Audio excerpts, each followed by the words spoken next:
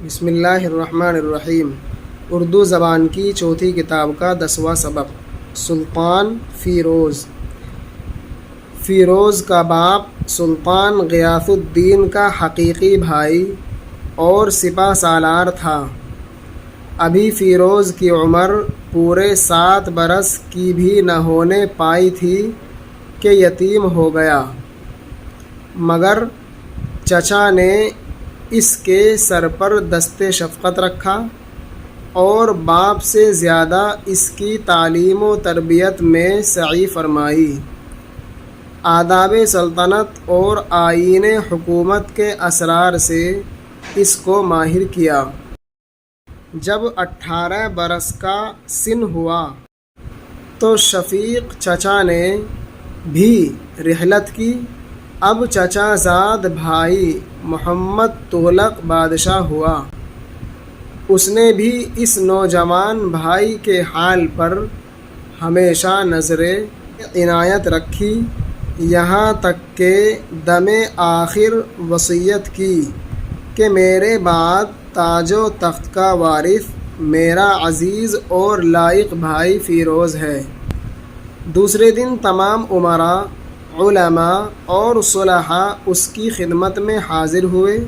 نمک حلالی، آقا کی خیر خواہی، وفاداری، تابع داری، شکر گزاری، رفاقت، ہمراہی، وفاداری، کردار، روش، فعل، کام، نادم شرمندہ، پشیمان، منفعل شرمندہ، شرمسار، سپہ سالار، فوج کا کمانڈر، دست شفقت، مہربانی کا ہاتھ، پیار کا ہاتھ، آئین حکومت، حکومت کے قوانین، اسرار، راز کی باتیں، بھید، سن، عمر، رحلت، موت، انتقال اور تخت سلطنت پر اجلاس کرنے کی درخواست کی۔ ملک فیروز نے جواب دیا کہ صاحبو، اول تو اس بارے گراں کے اٹھانے کی مجھ میں قابلیت نہیں، دوسرے میرا قصد ہے حج بیت اللہ کا، پس مجھ کو معاف رکھیے۔ مگر جب لوگوں کا اصرار حد سے زیادہ پایا تو اٹھ کر وضو کیا اور نہایت عجز و نیاز کے ساتھ دعا مانگی۔ ہم نے پیچھے بھی بتلایا تھا، یہ لفظ عجز ہے، اس کو عجز مت پڑھنا، اصل تلفظ ہے عجز۔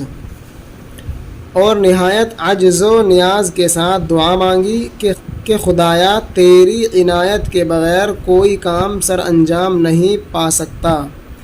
میں اس بار عظیم کو محض تیرے حفظ و حمایت کے بھروسے سے پر اٹھاتا ہوں، تو ہی میری مدد کر۔ یہ کہہ کر تاج شاہی پہنا مگر ماتمی لباس نہ اتارا۔ مقربان خاص نے تبدیل لباس کے لیے التماس کیا تو فرمایا کہ یہ اس شخص کے ماتم کا لباس ہے جو میرا باپ، استاد، مربی اور آقا تھا۔ ممکن نہیں کہ جاہ و سلطنت کی مسرت، یہ لفظ مسرت ہے، اس کو مسرت نہ پڑھا جائے، یعنی میم پر پیش پڑھا جائے گا، زبر نہیں۔ اردو کا صحیح تلفظ ہے مسرت، نہ کہ مسرت۔ مسرت اس کی جدائی کے غم کو بھلا دے۔ وہ بڑا رعایا پرور، نیک، اس پہ منش لکھا ہوا ہے لیکن یہ غلط ہے، یہ لفظ ہے منش، ہم نے اس کی تحقیق کی تھی، یہ لفظ یہاں منش لکھا ہوا ہے، منش نہیں ہے، اصل لفظ ہے منش، اور منش کے معنی آتے ہیں انسان، اس لیے اس کو منش نہ پڑھ کر کے منش پڑھا جائے۔ نیک منش اور رحم دل بادشاہ تھا۔ پہلا کام اس نے یہ کیا کہ تغلق کے زمانے کا زر تقابی جو رعایا کے ذمے واجب الادا تھا، یک لخت معاف کر دیا۔ ایک بار اس نے ملک سندھ پر فوج کشی کی تھی۔ سندھیوں نے شاہی فوج کی تباہی کا یہ سامان کیا کہ فصل ربیع کی زراعت جو تیار تھی خود برباد کر دی۔ جب ملک بادشاہ فرما روا، راجہ بھارے گرا بھاری بوجھ، قابلیت لیاقت استعداد اہلیت، اس لفظ کو استعداد پڑھیں گے، استعداد نہیں پڑھیں گے۔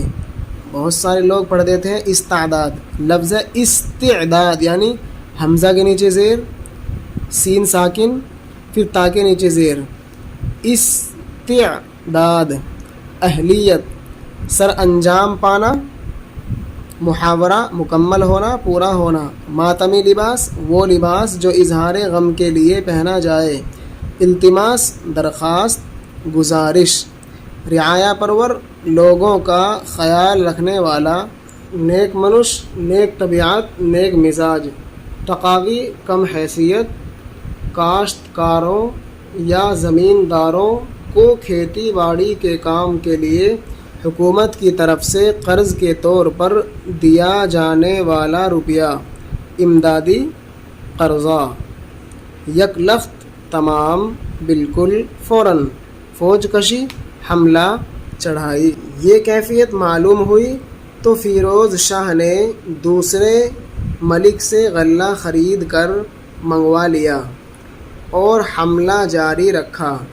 اتفاق سے 4000 آدمی غنیم کے گرفتار ہو کر آ گئے، اگرچہ ان لوگوں نے شاہی فوج کو فاقے سے مارنے کی تدبیر کی تھی، مگر اس فیاض نے ان کو خوب شکم سیر کھانا کھلایا۔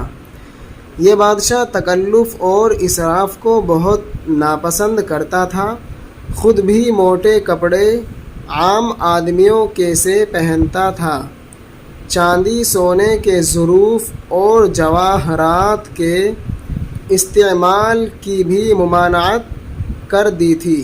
اس نے نگر کوٹ سے چند فاضل پنڈت بلوا کر سنسکرت کی بعض کتابوں کا ترجمہ فارسی زبان میں کرایا تھا۔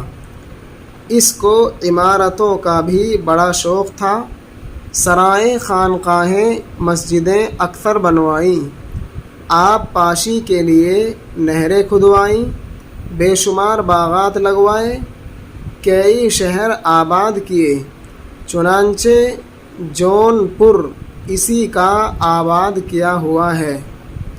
بعض حرکات اس کی ایسی تھی کہ جو اس کے ضعف عقل پر دلالت کرتی ہیں، مثلاً فال، شگون اور خواب کی تعبیر کا بڑا معتقد تھا اور اہلکاروں کی رشوت ستانی سے دیدہ و دانستہ چشم پوشی کرتا تھا۔ فیاض بڑا سخی، دریا دل، شکم سیر، پیٹ بھر، اسراف فضول خرچی، ظرف برتن، فاضل صاحب علم و فضل، عالم سنسکرت آریاؤں کی قدیم زبان جسے وہ دیوتاؤں کی زبان مانتے تھے، سرائے مسافر خانہ، خانقاہ صوفیوں اور درویشوں کی عبادت گاہ، آب پاشی، پودوں کی سینچائی، کھیتوں کی سیرابی، دلالت رہنمائی، علامت، فال غیب کی بات، پیشین گوئی، نیک و بد امر کا شگون، شگون نیک و بد، ساعت دیکھنے کا عمل، معتقد اعتقاد رکھنے والا ماننے والا، قائل عقیدت مند، اہلکار